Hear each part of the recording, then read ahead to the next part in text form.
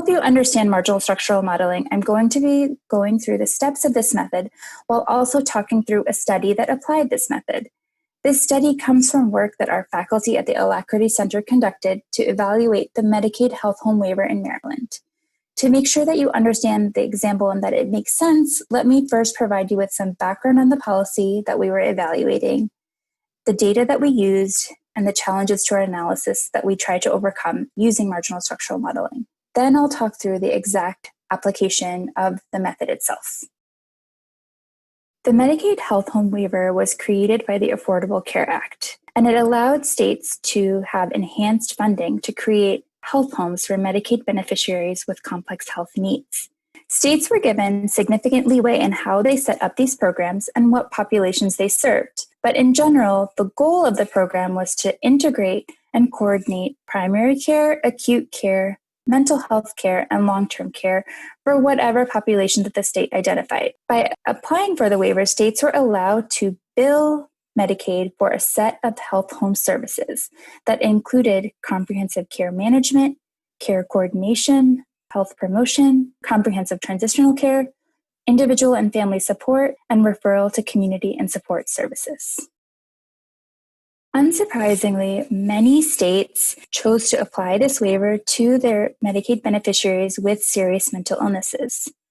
I've depicted a map here that shows that in 2018, 19 states and the District of Columbia had used this waiver to create health homes for their beneficiaries with serious mental illnesses.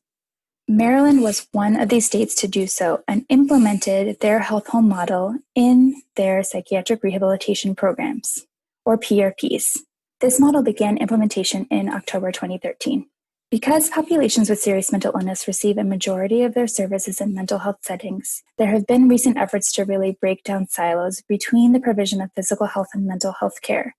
One of the major ways that this has been done is through this type of Medicaid health home program. Yet, these programs had not yet been evaluated to understand what was the effect of these waivers on healthcare utilization. So what this study attempted to do was examine what was the effect of enrollment in the Maryland Medicaid Health Home Program on emergency department and inpatient utilization among populations with serious mental illnesses. To answer this question, we used Maryland Medicaid administrative claims data from October 2012 to December 2016. We identified a baseline period that was a year prior to implementation of the program, or October 2012 to September 2013. This was the time period we used to generate all of our baseline covariates.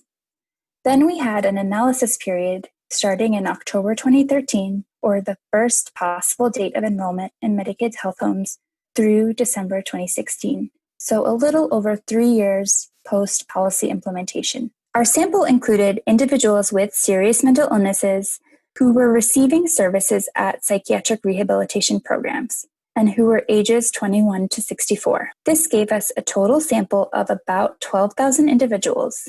About 3,300 of them were enrolled in the Medicaid Health Home Program at some point during our study, and about 8,900 were never enrolled in health homes, but were receiving other services at psychiatric rehabilitation programs during this time period.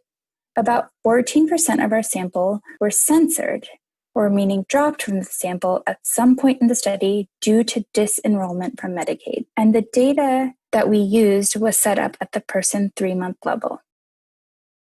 To answer our questions, we looked at the outcomes of emergency department visits and inpatient admissions. We looked at these at an all-cause level and then looked at the subcategories of visits and admissions related to mental health issues and substance use disorder issues and somatic or physical health-related issues. These subcategories were identified using diagnosis codes adapted from HEDIS. We looked at the probability of having one of these outcomes in a given 3-month period. Our exposure or treatment of interest in this case was an indicator of enrollment in Medicaid health homes in a given person 3-month period. We assumed that once someone was enrolled in Medicaid health homes, they remained enrolled in the program. We identified several covariates that we thought, based on prior literature and qualitative work that we had done, that might impact and introduce confounding into the relationship between the exposure and the outcome. These included time-invariant variables measured in the baseline period, like an individual's age, sex, race, their mental health diagnosis, whether or not they had a substance use disorder diagnosis, and some characteristics of the psychiatric rehabilitation program in which they were receiving services. We also suspected that there were time-varying covariates that introduced confounding into the relationship between the exposure and outcome. These included an individual's healthcare use, the way in which they were deemed eligible for Medicaid, various other medical comorbidities that they may have had, where they were living, and what MCO they were enrolled in. One challenge to our analysis was that psychiatric rehabilitation programs adopted health homes over time, meaning that not all PRPs started their health home programs on the first possible implementation date. And within the PRPs, clients were being enrolled into the health home program over time. So we can't cleanly demarcate a pre and post health home enrollment period, because this was all happening on a rolling basis. We also knew from qualitative work that we had done that there was likely time-varying confounding present, meaning that there were confounders that influenced the likelihood of health home enrollment and also our outcomes. And these confounders were also subsequently influenced by prior health home enrollment. So let's take the example of medical comorbidities. We heard from interviews with providers that they were enrolling individuals that they perceived as sicker or having more medical comorbidities into the health home program earlier in the process. We also can suspect that an individual with more medical comorbidities might have different levels of outcomes or emergency department and inpatient use. So we realized that we needed to address this time-varying confounding in some way, and the way we chose to do this was through marginal structural models.